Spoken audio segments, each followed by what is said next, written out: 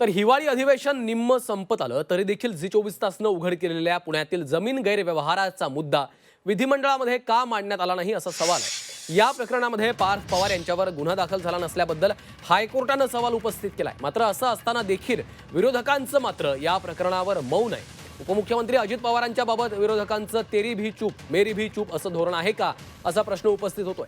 तर पार्थ पवार यांना विरोधकांचं देखील सॉफ्ट कॉर्नर आहे का असाही प्रश्न विचारला जातोय। त्यामुळं पुण्यातील जमिनीचं गैरव्यवहाराचं हे प्रकरण दडपलं जाणार का असा देखील आता प्रश्न उपस्थित केला जातोय। मला हेच मांडणं अपेक्षित होतं, की अक्षरशः जसं मगाशी ते म्हणाले, की गदारोळ होणं अपेक्षित होतं.